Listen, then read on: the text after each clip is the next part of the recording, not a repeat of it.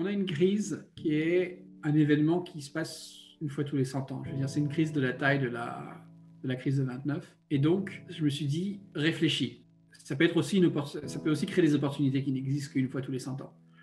Et donc, quelles sont les opportunités qui sont ouvertes par cette crise? Mais je pense que si on regarde l'opportunité que la crise a ouverte en 2008, c'est peut-être justement la crypto-monnaie. Bienvenue dans le premier épisode de cette nouvelle série consacrée aux entrepreneurs de l'univers des crypto-monnaies. On utilise tous leurs services, on connaît tous leurs créations, mais qui sont ces femmes et ces hommes qui bâtissent le monde de demain ? À travers ces 4 épisodes, nous partirons à la rencontre de ces entrepreneurs à succès. Pour démarrer cette série, je suis accompagné d'Arthur Bretman. Son nom ne vous est peut-être pas très familier, mais sa création, elle, certainement plus, puisqu'il a confondé avec sa femme Kathleen le projet Tezos.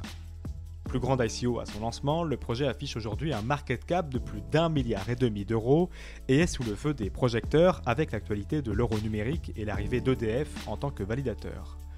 Replongeons dans cette success story à la française avec Arthur Bretman. Arthur, merci beaucoup d'avoir accepté notre invitation. Je vous laisse vous présenter et nous dire comment vous êtes arrivé dans l'écosystème des crypto-monnaies. Je m'appelle Arthur Bretman et je suis arrivé dans le milieu des crypto-monnaies parce que c'était à l'intersection de beaucoup de choses qui m'intéressaient, à l'intersection de l'informatique, de la finance, de l'économie, de la cryptographie et de certaines idées politiques. Et en fait, donc, je ne pouvais pas vraiment manquer ça parce que c'était à la confluence un petit peu de tout ce qu'il y avait. Donc, je me suis intéressé très, très tôt à Bitcoin. Malheureusement, je n'en ai pas acheté très, très tôt.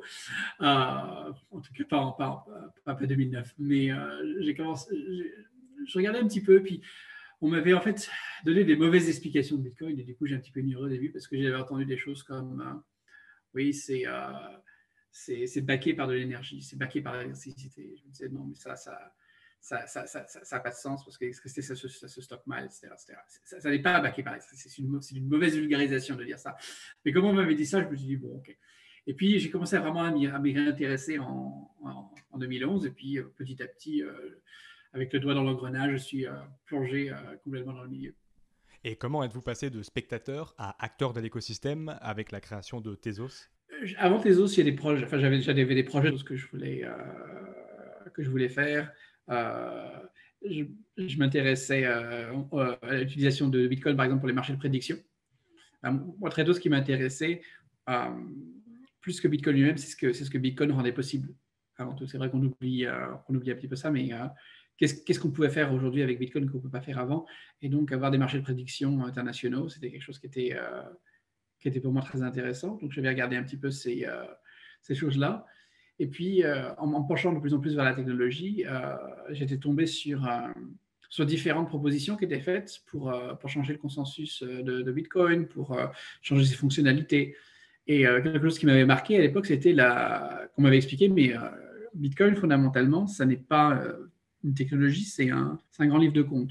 Et la technologie qui permet de le maintenir, qui permet de le mettre à jour, etc., elle peut évoluer en fonction des besoins, en fonction de l'innovation.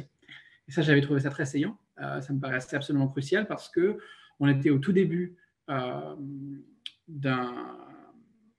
programme de recherche, en fait, autour des technologies qui permettent de faire ces crypto-monnaies. Et donc, il y avait beaucoup de choses à venir. Et j'ai été un peu déçu après quelques années de voir qu'il y avait finalement beaucoup de rationalisation autour de la nécessité de rejeter ces innovations, en particulier les contrats intelligents, en particulier les preuves à zéro knowledge qui permettent de gagner dans le respect de la vie privée. Et donc, je me suis posé la question de savoir comment est-ce qu'on pourrait avoir une crypto-monnaie qui reste décentralisée, mais qui soit quand même capable de mettre à jour son protocole. Et c'est paradoxal parce que le protocole définit des règles. Donc, si on a un ensemble de règles fixes, comment est-ce qu'on peut avoir un ensemble de règles fixes qui évolue? Et c'est l'idée de l'auto-amendement, et donc d'avoir un ensemble de règles qui déterminent les règles selon lesquelles elles peuvent évoluer. Vous avez quel background scolaire ? Alors, j'ai été formé en France. J'ai eu mon brevet. J'ai eu mes 2e étoiles de neige. Très fier. Je suis passé par les classes préparatoires. Je suis entré à Polytechnique en 2002. Et après, je suis parti aux États-Unis en 2005 pour faire un master au Courant Institute à NYU, où j'étudiais des maths financières. Et après votre formation, quel a été votre premier travail ? Ben donc après le Courant Institute à NYU, j'ai travaillé en finance à, à New York. Donc j'étais principalement teneur de marché. Donc je faisais des algorithmes pour teneur de marché. J'ai fait ça dans les hedge funds, j'ai fait ça chez Goldman Sachs, j'ai fait ça chez Morgan Stanley. Et puis pour changer, j'ai aussi passé un peu plus d'un an chez Waymo. Donc Waymo qui est la branche de Google qui développe des véhicules autonomes. Donc dans la robotique, un changement. C'est pas si différent que ça parce qu'au final, le trading automatique, ce sont des robots. Hein. C'est de la robotique, il y a des senseurs, il y a des actuateurs. Mais c'est un environnement qui est très différent parce que pour le trading, on a un environnement qui est extrêmement bruité avec très peu de structure et, et qui est très adversarial. Et tandis que pour conduire une voiture, par exemple, l'environnement il est beaucoup moins bruité, mais il a une structure très, très complexe. Il est moins adversarial. Et moins adversarial dans le sens que il faut faire quand même attention à éviter les autres voitures, mais les autres voitures n'essaient pas de vous sortir de la route. Tandis qu'en pour un automate de trading, chaque erreur en fait va être exploitée par quelqu'un d'autre. Être teneur de marché, c'est comme faire de la sécurité. En un sens, c'est quand on fait de la sécurité, il faut ne faire aucune erreur parce qu'il suffit de faire une erreur pour qu'elle soit exploitée. Donc il y a un déséquilibre entre la défense et l'offense qui existe aussi entre teneurs de marché dans le trading de fréquence. Pour revenir sur Tezos, comment on s'entoure pour créer un projet comme le vôtre? C'était un projet de logiciel avant tout. Donc j'ai commencé à développer l'architecture du projet. J'ai commencé à m'entourer d'ingénieurs pour pouvoir développer un prototype. Mais même à l'époque, c'était même pas dans une optique nécessairement de profit, même si c'était dans un coin de mon esprit, c'était vraiment parce que il y a des gens qui dépensent leur argent pour aller faire du golf, et moi je dépense mon argent pour créer des prototypes de crypto-monnaies intéressants. Et autour de vous, à l'époque, vos proches comprenaient-ils ce que vous faisiez? Ça dépend qui. Enfin, les gens de mon entourage étaient de manière générale assez intéressés par le domaine. Donc, déjà d'un point de vue professionnel, j'étais quant à l'époque à Goldman Sachs. Donc, dans le milieu des quants, par exemple en finance, donc, qui sont tous les gens qui font beaucoup de mathématiques autour des marchés, il y a eu un engouement et un intérêt pour les crypto-monnaies qui était évident. Donc déjà, il y avait, j'avais des gens qui parlaient de ça parce que c'est le côté financier de ces crypto-monnaies. Et puis, je faisais partie de clubs politiques aussi qui étaient dans ces courants de pensée. Et donc, je pense qu'autour de moi, les gens comprenaient. La question vraiment, c'est de savoir est-ce que les gens autour de moi comprenaient la particularité de l'auto-amendement dans les crypto-monnaies. Mais j'ai tendance à faire un peu dans l'ésotérique, en ce sens que je m'adresse mieux aux gens qui sont déjà au fait en fait de ce qu'il en ressort pour les crypto-monnaies que les gens qui sont complètement dehors. Est-ce que vous pouvez nous emmener dans les coulisses de la création de Tezos? Je ne veux pas trop revenir là-dessus parce que on parle toujours des origines, mais pour faire rapide, ça commence avant tout par des principes fondamentaux. C'est-à-dire qu'on cherche à résoudre un problème particulier et ce qui suit, et le reste en découle. Et le problème particulier que je m'étais posé avec Tezos, c'était de savoir comment est-ce qu'on a cet auto-amendement, comment est-ce qu'on peut avoir une blockchain qui évolue et comment avoir une blockchain qui évolue, mais tout en respectant ses propres règles. Comment est-ce qu'on résout les tensions de gouvernance qu'il peut y avoir entre les mineurs et les utilisateurs. Et donc, c'est autour de tout ça, finalement, que les questions de preuve à l'enjeu viennent, c'est autour de ça que les questions de gouvernance viennent. C'est aussi quelles sont les fonctionnalités qui sont importantes, et donc c'est de là que viennent les contrats intelligents. Donc c'est une réponse fondamentalement à ces questions, et puis après c'est du développement de logiciels classiques, et c'est du développement de logiciels classiques, on va dire, bien jusqu'en 2016, où le projet a commencé à être découvert un petit peu. C'est-à-dire que les papiers de 2014-2015 commençaient à parler d'histoire de qu'est-ce qui se passe quand il y a des hard forks, comment un hard fork peut être contentieux, quelle est l'influence des équipes de développement dans ces choses-là, quel est le risque de bugs dans les smart contracts, etc. Et c'était très théorique à l'époque, c'est-à-dire que ça date d'avant les questions de taille de bloc, enfin les disputes de taille de bloc sur Bitcoin, ça date d'avant The DAO, ça date d'avant beaucoup de choses. Et donc, quand en fait, un petit peu en 2016, tous ces trucs-là ont commencé à venir ensemble, les gens ont redécouvert un peu le papier en disant, tiens, c'était très intéressant. Après, pour le lancement de la chaîne en elle-même, donc il y a une fondation en Suisse, la fondation Tezos, qui a été créée en 2017, suivant exactement le même modèle qu'Ethereum avant elle, et donc qui avait fait une levée de fonds et qui a proposé un bloc de genèse pour le réseau après quelques péripéties en 2018. Aujourd'hui, quelle est votre plus grande fierté d'entrepreneur? C'est que ça marche. C'est que là, on arrive au 4e amendement de la chaîne. Donc, dans quelques jours, il va y avoir une 4e mise à jour automatique. Elles sont nommées après des villes. Donc, il y a eu Athènes, il y a eu Babylone, il y a eu Carthage. Et donc là, il va y avoir Delphi qui va être activé. Et donc ça, c'est une grande fierté. Puis aussi la taille de la communauté, c'est-à-dire voir qu'il y a vraiment des gens dans tous les pays du monde qui s'intéressent à Tezos. C'est-à-dire quand je regarde, soit sur Twitter, soit même sur les nœuds qui tournent, de voir que c'est absolument mondial. Et ça, c'est une très grande fierté de voir que les gens un peu partout connaissent Tezos. Les Français sont très attachés à Tezos. Vous ressentez cette relation privilégiée? Ce que je dis, c'est que, effectivement, c'est un projet mondial, comme je viens de dire, il y a une communauté partout dans le monde, mais c'est un projet qui parle avec l'accent français, on va dire. Sans être complètement français, il parle avec l'accent français. Il n'est pas complètement français parce qu'il est international, et il a vocation à transcender les frontières, mais dans sa genèse, par exemple, le langage de programmation qui est utilisé est Camel, qui est un langage qui a été développé en France. Certaines des techniques de programmation qui sont utilisées ont été aussi développées en France. On fait recours à la vérification formelle pour les contrats intelligents. Et encore une fois, c'est une technologie qui a particulièrement été développée par l'INRIA. Il y a une grosse équipe de développement. Donc, il y a plusieurs équipes de développement dans le monde qui travaillent sur Tezos. Il y en a au Japon, il y en a en France, il y en a aux États-Unis, il y en a en Ukraine. Mais il y a quand même une grosse équipe à Paris qui s'appelle Nomadic Labs. Et donc, ça donne aussi un lien assez français au projet. Selon vous, est-ce qu'en France, on est encore dans la course à la révolution crypto ou, à l'image des GAFA, on s'est déjà fait doubler? Non, je pense absolument qu'on est dans la course. Il y a des talents, il y a des talents en informatique en France qui sont phénoménaux, et donc on est complètement dans la course. Et même, je pense qu'une grande partie de l'activité autour des crypto-monnaies, justement, n'est pas aux États-Unis, elle est plutôt en Europe, elle est plutôt en Asie. Et donc, les géants du domaine ne seront pas forcément américains, à mon avis, dans le futur. Vous avez cofondé Tezos avec votre femme Kathleen. C'est facile de gérer la relation d'associé et de conjoint tous les jours? Il y a des pour et il y a des contre, hein, évidemment. Moi, je sais que dans une interview, on m'avait demandé les pour, et je disais le pour, c'est si j'ai une idée à 3 heures du matin, on peut en parler tout de suite, etc.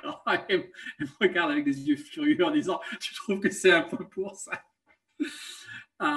C'est-à-dire que c'est toujours difficile, et je pense que n'importe quelle relation de cofondateur, qu'il soit marié ou non, est un peu une relation qui est proche d'un mariage, en ce sens qu'il faut l'autre est autre, il faut être capable de vivre avec ça. Mais l'avantage de travailler avec son épouse, c'est qu'on a l'habitude, c'est-à-dire qu'on se connaît depuis 10 ans, et donc on sait comment réagit l'autre, et on sait comment gérer l'autre.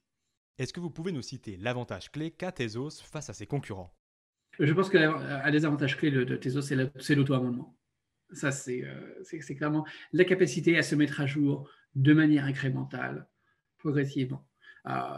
On voit par exemple que Ethereum a eu un programme très ambitieux de mise à jour avec Ethereum 2.0 qui est en pleine phase, qui est sur plusieurs années, qui fait venir un peu tout d'un coup entre le sharding, le proof of stake, etc. On a une des technologies qui me paraît assez importante d'avoir d'emblée, c'était la preuve à l'enjeu. C'est-à-dire que je ne voulais pas que Tezos se lance comme une monnaie avec du minage et devienne après de la preuve à l'enjeu. C'était important de l'avoir d'emblée, à mon avis, pour des raisons de gouvernance. Mais hormis ça, j'ai vu Tezos, je vois Tezos finalement comme avant tout un réseau qui est capable de préserver ses effets de réseau en se mettant à jour progressivement et régulièrement. Et donc ça, pour moi, c'est un avantage très fort de la chaîne. Après, comment on se positionne sur les plateformes de smart contract? L'idée, c'est que je pense que c'est un petit peu réducteur de classifier les choses en crypto-monnaie ou en plateforme de smart contract. Et le problème, c'est que ça vient du marketing d'Ethereum. Donc, quand Ethereum s'est lancé, d'un côté, vous avez le monde Bitcoin qui a dit voilà notre crypto-monnaie qui veut nous faire concurrence, mais ça n'a pas de sens parce qu'on est les premiers, ils n'apportent rien de valeur. Et au final, la monnaie, c'est je ne sais pas comment dire en français, c'est winner take all. C'est-à-dire que c'est vraiment, il y a un monopole naturel et donc ça n'a pas de sens. Et Ethereum a dit non, loin de nous l'idée d'essayer de faire compétition à Bitcoin là-dessus. Nous sommes avant tout une plateforme de smart contract. Ça n'a pas vocation à être une monnaie. Ça a vocation à servir à payer des transactions pour que les gens lancent différentes applications sur cette chaîne, y compris des monnaies, y compris etc. C'est pas vraiment ma vision en fait des plateformes de smart contract parce que je pense que vendre du calcul sur une plateforme, c'est pas très intéressant, même si c'est du calcul avec du maintien d'état. Et la raison, c'est que paradoxalement, aujourd'hui, les blockchains ont des grands problèmes de passage à l'échelle, et paradoxalement, je pense qu'ils vont être résolus. Et donc, le jour où on commence à résoudre ces problèmes de passage à l'échelle, et bien finalement, la valeur du coût de calcul, elle tombe autour du coût de calcul. Et le coût du coût de calcul, finalement, il n'est pas très élevé. Et donc, la crypto-monnaie, qui sert juste à payer, on va dire, des frais de transaction, elle ne capture pas une rente économique en faisant ça.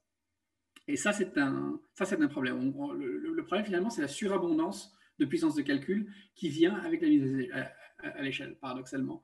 Et là où les crypto-monnaies étant des protocoles décentralisés, étant des protocoles open source qui peuvent être recopiés, là où ils peuvent garder, à mon avis, un avantage défensible, c'est en ayant une valeur monétaire. Et pour moi, aujourd'hui, si on regarde Ethereum, si on regarde Tezos, si on regarde Bitcoin, fondamentalement, les trois sont des crypto-monnaies. Et fondamentalement, les gens les traitent comme des crypto-monnaies quand ils les considèrent, même s'il y a du marketing différent derrière. Et donc, pour moi, c'est moins important d'être une plateforme de smart contract avec l'application qui permet de trader des bananes virtuelles contre des oranges virtuelles qui donnent des droits de gouvernance sur un DEX qui permet de trader des bananes contre des pastèques. Il y a des gens pour qui c'est la définition du succès. C'est marrant comme technologie, mais ce n'est pas forcément ce qui est le plus intéressant. Et je pense que fondamentalement, c'est la chose la plus importante que doit faire une blockchain aujourd'hui, c'est de représenter des actifs et en particulier les crypto-monnaies. Ah, vous n'êtes pas très fan de la DeFi. C'est pas la DeFi que je vais tacler parce que moi, je suis un grand fan de finances décentralisées et pendant très longtemps, on va dire, allez, jusqu'à mai, quand on parlait de finances décentralisées, on parlait de vrais projets de finances décentralisées. Et puis tout d'un coup, il y a eu à printemps, été et puis un peu automne, il y a eu tout un engouement vers des trucs qui ont été aussi sous l'ombrelle DeFi, mais qui étaient quand même foncièrement différents. Il y a une grosse différence entre un MakerDAO, un Uniswap, un Compound, ce genre de protocoles qui font des choses bien et qui le font bien, et ce que j'appelle les foodcoins, c'est-à-dire les bananes, le liquidity mining, etc. Pour moi, il y a une différence catégorique entre les deux. Et donc, le deuxième, c'est appelé aussi DeFi, mais c'est plus du decentralized gambling que du decentralized finance. Après aussi, même les protocoles de qualité, on va dire, par exemple, un protocole comme Uniswap ou un protocole comme Aave ou Compound, même ces choses-là, finalement, elles ne servent aujourd'hui que des buts internes. C'est-à-dire que il y a des jetons qui sont sur les différentes blockchains et ça permet aux gens d'être aidés, ça permet aux gens d'avoir du levier, essentiellement. Ça fait ces deux choses-là. Mais ça, si on regardait ça comme un peu à l'échelle d'un pays, ce n'est pas un export. C'est-à-dire c'est de l'activité interne. Et l'activité interne, elle doit supporter un export. C'est-à-dire à quoi ça sert fondamentalement. Et ça, finalement, il y a assez peu. Les marchés de prédiction, c'est externe, ça sert parce que ça peut servir aux gens, par exemple, à s'assurer. Donc ça, c'est un export, on va dire, un marché de prédiction. Mais j'aimerais voir un petit peu plus d'export que ça. Et donc, notamment dans le niveau de l'assurance. L'assurance me paraît un des domaines les plus fertiles pour de la vraie DeFi. Pouvez-vous nous rappeler comment Tezos sécurise son protocole ? Que ce soit un Bitcoin, Ethereum ou Tezos, les trois utilisent un système de consensus décentralisé pour pouvoir maintenir un livre de compte. Et donc, il y a deux problèmes quand on veut maintenir un consensus décentralisé. Un problème, c'est le problème du consensus, qui est un problème qui est connu, qui est classique, qui a beaucoup été étudié. Et le deuxième problème, c'est comment est-ce que le faire pour qu'il soit décentralisé. Et pour le décentraliser, la première question à se poser, c'est mais qui fait partie du consensus? C'est-à-dire, est-ce que c'est chaque personne dans le monde fait partie du consensus? Est-ce que c'est chaque ordinateur? Et donc, la solution de Bitcoin et la preuve de travail, c'est de dire chaque personne qui calcule un hash, en fait, chaque hash qui est calculé représente finalement une participation dans l'ensemble du consensus. Et donc, c'est quelqu'un à 10 fois plus de puissance de hash, c'est-à-dire de machines qui tournent un petit peu à vide, et ben, elle aura 10 fois plus de voix. Et ça permet d'éviter les attaques civiles, c'est-à-dire ça permet d'éviter quelqu'un qui se dit moi, je vais contrôler le consensus en faisant semblant d'être 500 000 personnes différentes. Ben, je ne peux pas faire semblant de faire 500 000 personnes différentes parce que pour ça, il me faudrait 500 000 fois la puissance de hash, ça coûte très, très cher. Donc ça, c'est une approche. Et derrière, une fois qu'on a l'approche de travail, on peut construire un consensus. Le consensus est en général le consensus de Nakamoto, donc une blockchain qui avance avec des blocs, qui peut être réorganisé, etc. La preuve à l'enjeu, on utilise pour le mécanisme de prévention des attaques civiles la monnaie elle-même, c'est-à-dire ceux qui peuvent participer à l'algorithme de consensus pour maintenir le registre de la monnaie, ce sont les gens qui détiennent la monnaie eux-mêmes, en proportion de la monnaie qu'ils détiennent. Donc ça, c'est le mécanisme de la preuve à l'enjeu. Et après, derrière, on peut faire différents consensus. On peut faire un consensus à la Nakamoto, ce qui est un petit peu ce que fait Tezos. On peut faire du consensus plus classique à la BFT, ce que fait Tendermint et Cosmos, par exemple. Mais donc, la différence fondamentale, plus que l'algo de consensus, c'est le mécanisme de protection civile.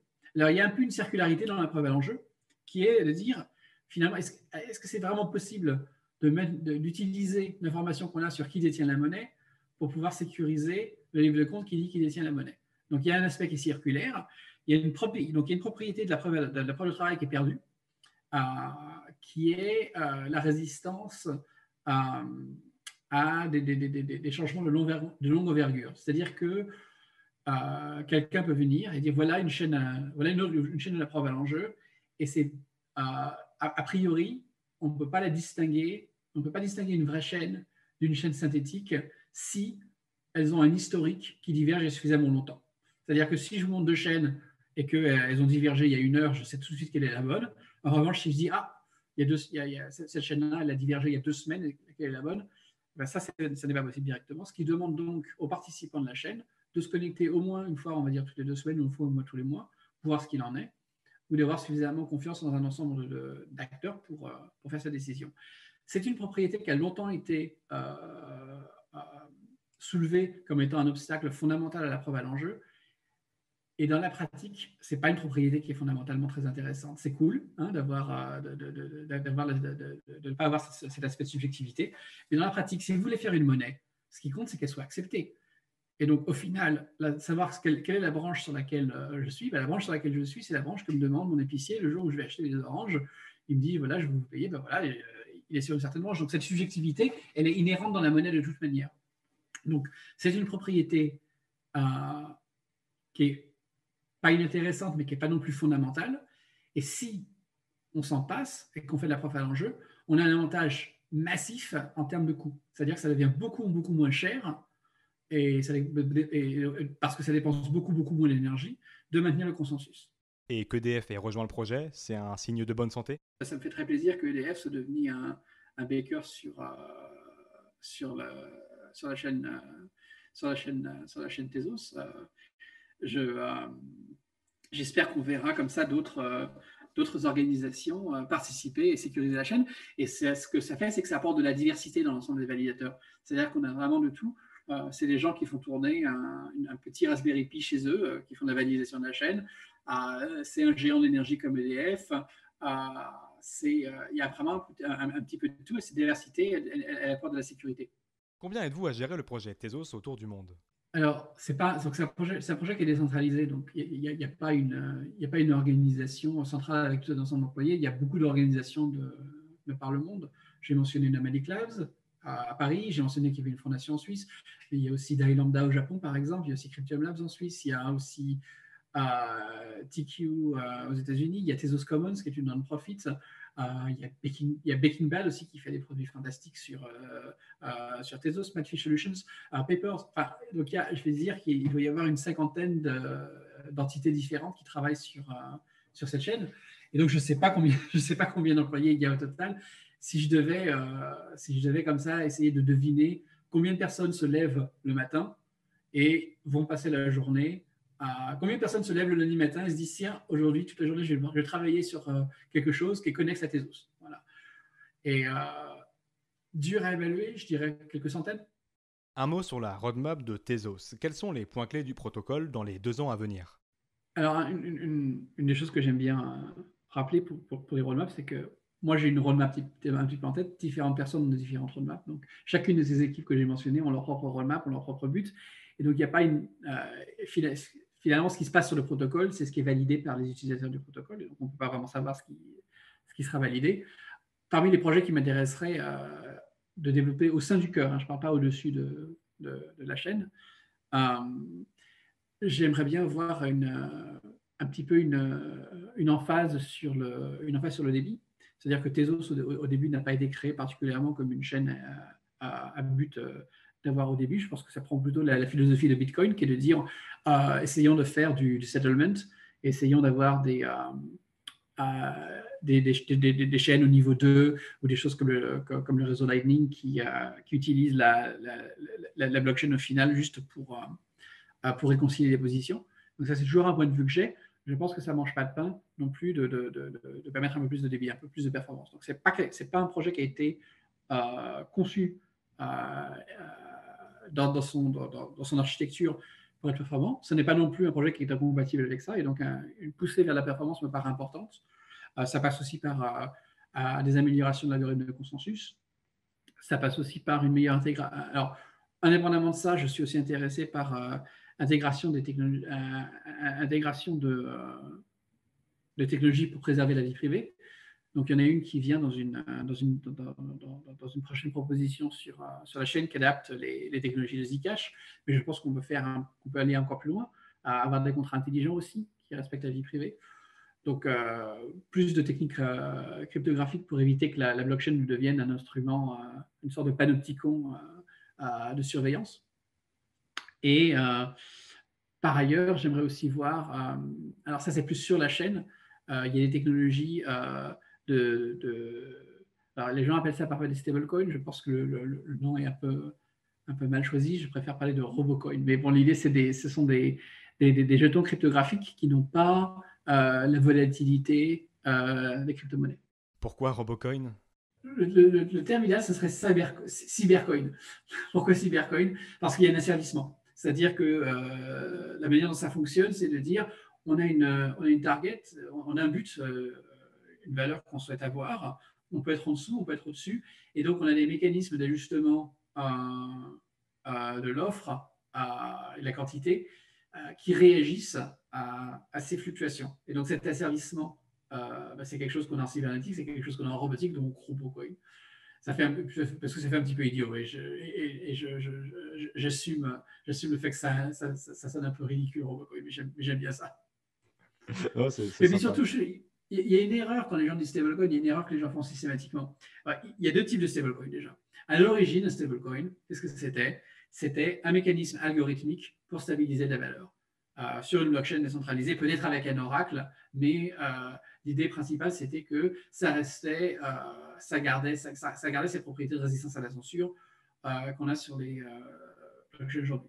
Puis un stablecoin, c'est devenu un compte en banque tokenisé. C'est-à-dire, les gens disent, voilà, je vais mettre des euros sur un compte en banque, je vais tokeniser ça sur la chaîne, c'est ce que fait Tether, c'est ce que fait USDC, etc. Et c'est très bien, mais c'est quelque chose de très différent. Et je pense qu'avoir le même nom pour désigner les deux choses, alors que les deux choses sont fondamentalement différentes, ce n'est pas une bonne idée. Le deuxième aspect aussi, c'est que faire un stablecoin qui ne soit du premier cas et pas du deuxième cas, c'est-à-dire quelque chose qui soit vraiment purement algorithmique et pas quelque chose qui soit attaché à adosser un compte en banque, ça n'est pas possible.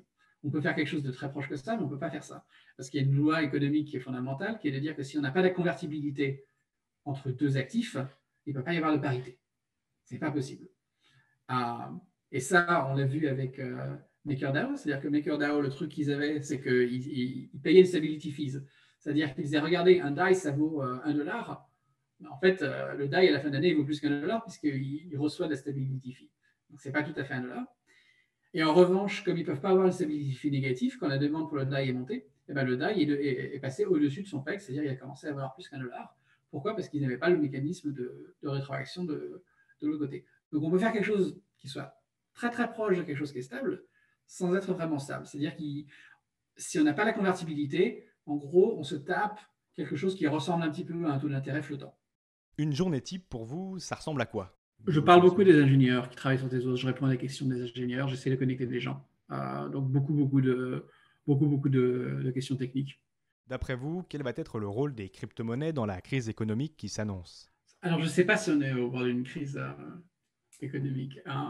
Je me pose la question. Alors, évidemment, une période de récession, donc la pandémie, elle a un coût. Elle a un coût réel, qui est un coût humain, hein, bien entendu, mais il y a aussi un coût économique. Les gens ne peuvent pas travailler. L'activité économique s'arrête, donc il y a un coût humain, il y a un coût économique. Donc, ce coût, il doit être payé de toute manière. Donc, effectivement, il y aura forcément une récession, il ne va pas y avoir autant de croissance qu'avant, etc., etc. Donc, ça, c'est inévitable. Mais si on essaie de comparer ça, par exemple, à la crise économique qu'il y a eu en 2008, où finalement c'était une crise du système bancaire, c'est pas évident que cette crise, elle s'accompagne du même genre de choses qu'on a vu dans une crise économique, dans une crise financière ou dans une crise du système bancaire, parce qu'on n'a pas finalement ce qui s'est passé, c'est qu'il y avait une économie qui avait énormément de leviers et qui était aussi énormément je suis désolé, je cherche mes mots en français pour parler de ça, parce que quand je repense à entangle, c'est-à-dire tout était lié, hein, c'est-à-dire qu'il y avait un mortgage qui fait partie d'un banque, qui a été emprunté, qui est dans un produit dérivé, qui est possédé par telle banque, qui est possédé par telle banque, qui a un contrat de défaut, etc.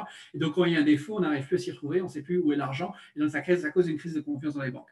Et donc, de ce point de vue-là, je ne pense pas qu'on se dirige nécessairement vers quelque chose comme ça. Le point commun, je vais dire il n'est pas forcément sur l'avant 2008, il est plus sur l'après 2008, en ce sens qu'il y a beaucoup de création monétaire qui a accompagné la crise pour visiter. Donc cette création monétaire, elle a créé de l'inflation au niveau des actifs. Et donc, je pense qu'il y a beaucoup d'investisseurs macro, par exemple, qui ont commencé à regarder des crypto-monnaies à cause de cet aspect inflationnaire, en regardant des comparaisons, par exemple, avec l'or. Donc ça, je pense que ça peut entraîner des conséquences sur les crypto-monnaies, mais c'est pas évident pour moi. Je pense pas être très bon d'un point de vue macro, en fait. En 2008, par exemple, quand j'ai vu la crise, etc., ma première réaction, c'était de me dire, tiens, les bons du trésor à 30 ans vont tomber, vont se casser la gueule parce que toute l'inflation qui vont être créée, ça va faire, donc les taux à côté vont être très bas, ça va faire monter les taux à long terme, les bons du trésor vont se casser la gueule. Et en fait, pas du tout, il y a eu une ruée vers les actifs étant vus comme les moins risqués.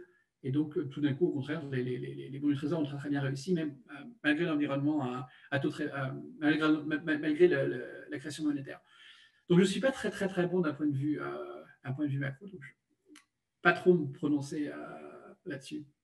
Vous avez déjà été approché par des responsables politiques ou des institutionnels concernant le projet Tezos ou le monde des cryptos en général?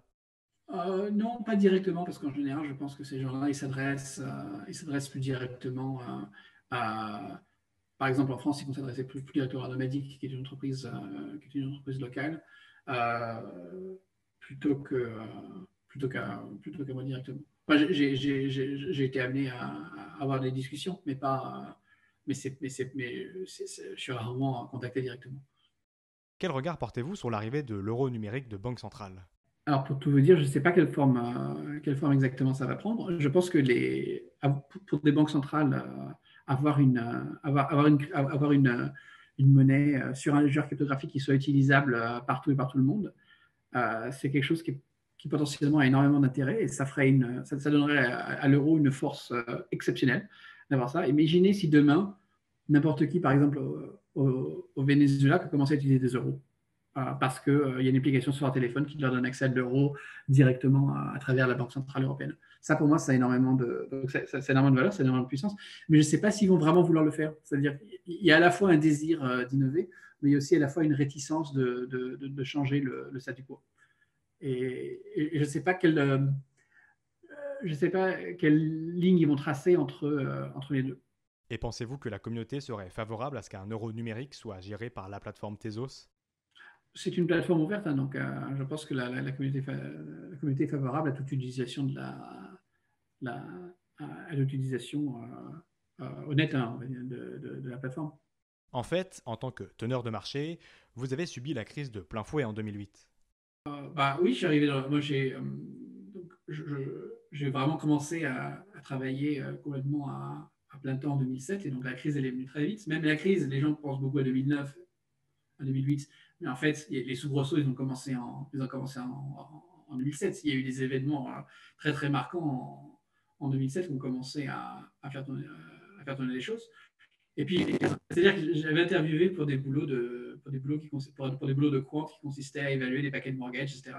Je n'ai pas pris ces boulots-là, donc en ce sens, je suis bien tombé. J'ai été teneur de marché. Et être teneur de marché, c'est quelque chose qui a bien marché même pendant la crise, parce que les gens achètent, les gens vendent. Donc, c'est quelque chose qui dépend beaucoup plus du volume, on va dire, que de la direction des marchés. Et à la manière d'un Leonardo DiCaprio qui se réinvente dans Le Loup de Wall Street, vous vous êtes tourné vers la crypto comme un rempart à ce qui s'écroulait en 2008? Ce que la crise m'a fait penser quand même, c'était, on a une crise qui est un événement qui se passe une fois tous les 100 ans. Je veux dire, c'est une crise de la taille de la crise de 29. Et donc, je me suis dit, réfléchis. Parce que ce genre, ça peut aussi créer des opportunités qui n'existent qu'une fois tous les 100 ans. Et donc, quelles sont les opportunités qui sont ouvertes par cette crise qui n'existent qu'une fois tous les 100 ans, et savoir les saisir. C'est-à-dire, qu'est-ce qu'il aurait fallu faire? Quelle était la meilleure chose à faire en 1929? Quelle était la meilleure chose à faire en 2009? Mais je pense que si on regarde l'opportunité que la crise a ouverte en 2008, c'est peut-être justement les crypto-monnaies. Merci beaucoup Arthur d'avoir répondu à toutes nos questions. J'espère que cet échange vous aura plu. Si vous souhaitez en savoir plus sur le projet Tezos, n'hésitez pas à lire la fiche projet sur notre site. Dans le prochain épisode de cette série, nous recevrons Claire Balva, fondatrice de Blockchain Partner. D'ici là, restez curieux et connectez au site de cryptost.fr pour être à l'affût de toutes les dernières news crypto.